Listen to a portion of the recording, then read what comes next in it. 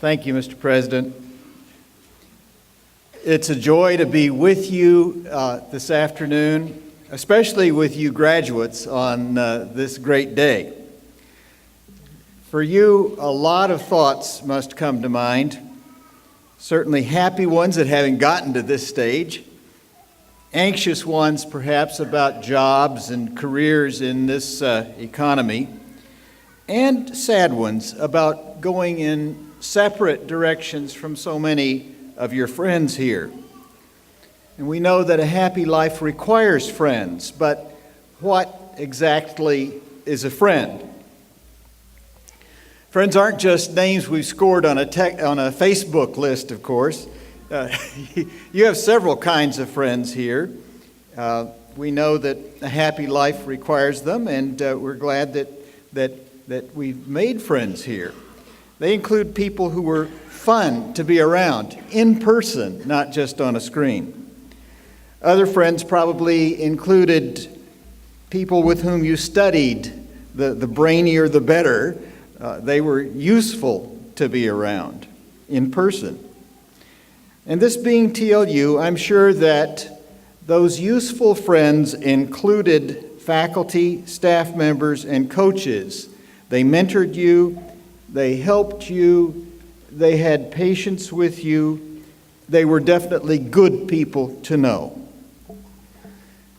You have probably also made friends you came to love on the basis of who they were and what they stood for. And you probably sensed that their character and their values ran deep. And perhaps they regarded you the same way. If so, then you trusted, respected, and depended on one another. I suspect that some of those are right here behind me on the stage.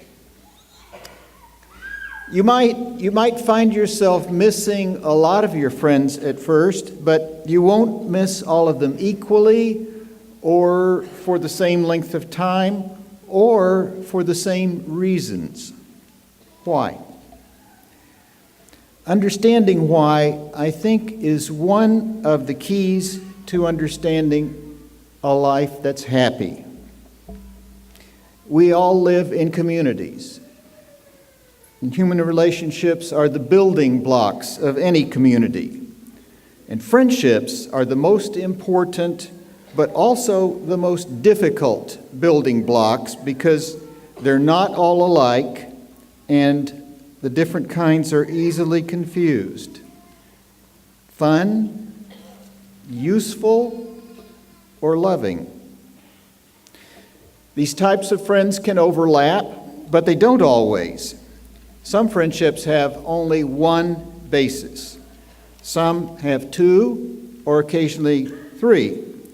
But not confusing a temporary basis for friendship or a shallow basis for friendship with another kind is necessary to avoid a lot of grief. And here are 3 suggestions that can help us avoid this confusion in the coming years. First, expect who and what is fun for you to change, and it already has. It may be embarrassing, but recall who and what you thought was fun in middle school. You have matured a lot since then, but some former friends who were fun then didn't. That will happen again, I suspect. A college freshman at an institution I will not name, it wasn't this one, was a lot of fun for an entire freshman semester. He was witty, he could get a belly laugh out of people who hadn't known him for long, but it was all downhill from there. Little red flags started showing up, and then bigger red flags. Items of other people's property sometimes disappeared when he was in the area. In his junior year, it came out that he was engaged to 3 different women at once, each in a different city, conveniently. During his senior year, he was taken in by police on charges of corrupting the morals of a minor, I think was the phrase, but was apparently not prosecuted. This theme will be repeated. After graduation, he went on to theological seminary. But after only one semester, he was expelled from the seminary because missing seminary property was finally found to be all of it in his possession. Again, he was not prosecuted. From there, he went on to a career in management for a very large enterprise, a job for which his college major had conspicuously not prepared him. People who knew him earlier were astonished that he got the job, and they asked him how. He told them. He said he entered the registrar's office at night and doctored his original college transcript to give himself credit for business courses he had never taken. Well, by then, nobody who knew who and what he was found him useful or fun or much less lovable. He wasn't anything but embarrassing. A second suggestion, expect who and what is useful to you to change. Our useful friends may or may not be fun or lovable. We meet most of them in the course of our work, including our work of studying for courses when we're students, or whatever work we do in our employment later. But usefulness can have sometimes a short shelf life. There was a lab assistant in one of the sciences who was friendly but weird. Maybe people were bugged by his body odor or by the bag of venomous snakes that he kept under the bed in his residence hall room. He had collected them and he regularly milked them to sell their venom. He was friendly enough, but not fun, and it wouldn't have occurred to anyone to trust or depend on him for very much apart from help in the lab. He was regarded as useful there, but that came to an end after the course. The friendships, such as they were, did also. A third suggestion, expect who and what is lovable at a deep level not to change. You and your lovable friends know one another at the level of enduring conviction, character, identity, and faith. And this is the strongest bond of friendship that there is. Real friends like that are rare in a world that seems to have more than its share of fakes. So we keep friends like that for life. Usually this third kind of friendship takes years and years to develop and be tested, but not always. Sometimes the two parties don't have a lot of time or even a lot of life, but a special life-changing situation quickly brings out the character of each. Here's a story of one such situation. It's about a cab driver and his passenger. The driver arrived at the address to which he'd been sent, and he honked the horn. After waiting a few minutes, he walked to the door and knocked. "Just a minute," answered a frail, elderly voice.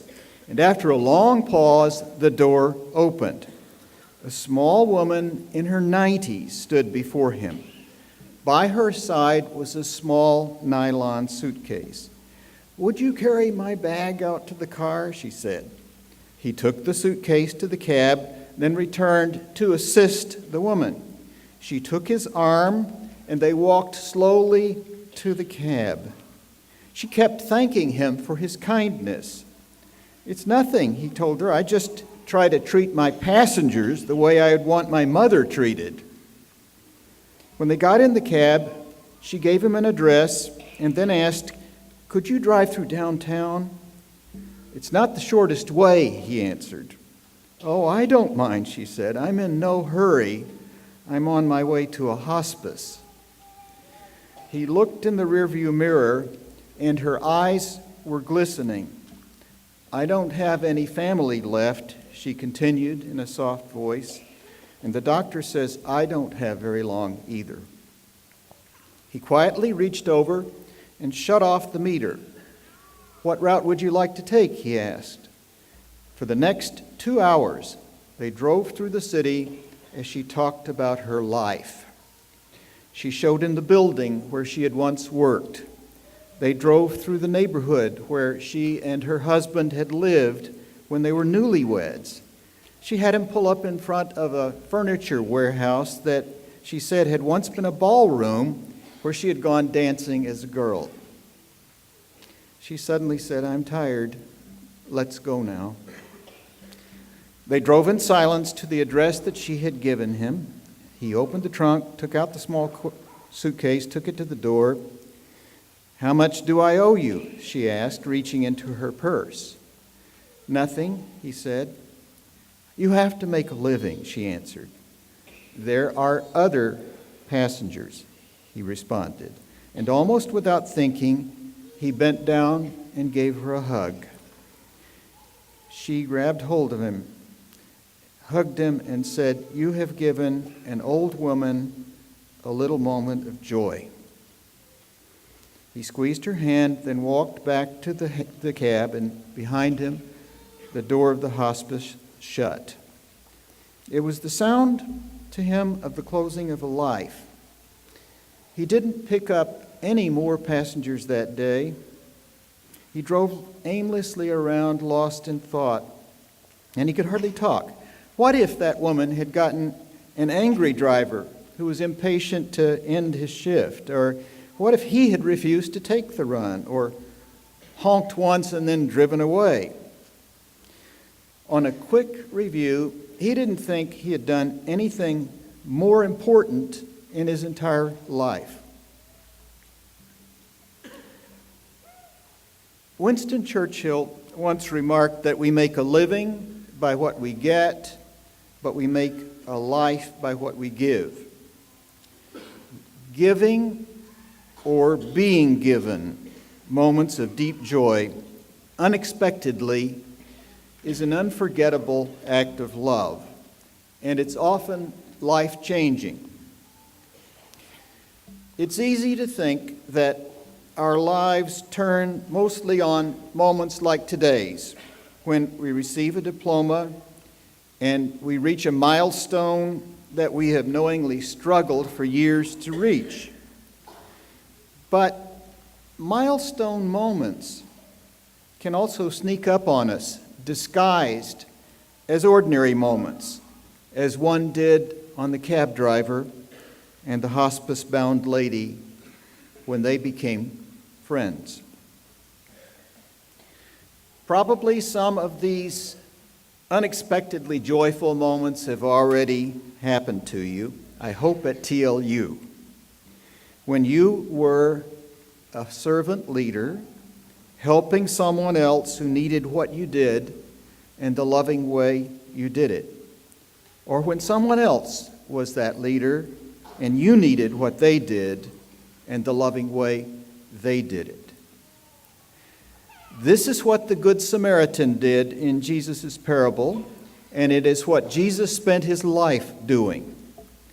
He very often addressed people as friend, and he meant it. The highest form of friendship is the highest form of love, the steadfast form that led the writer of 1 John to declare that God is love. When you leave here today, I hope you will go on to be and to have this kind of friend. Someone who imparts joy and an enduring sense of trust. Someone who, once a friend, loves enough and has the convictions, and the character, and the faith to be a friend for keeps. No matter where life takes you or your loving friends, you won't lose those friends or the happiness that comes with them. And so may God bless each of you with friendships built on the only foundation that will last forever and bring you joy. Thank you. Thank you.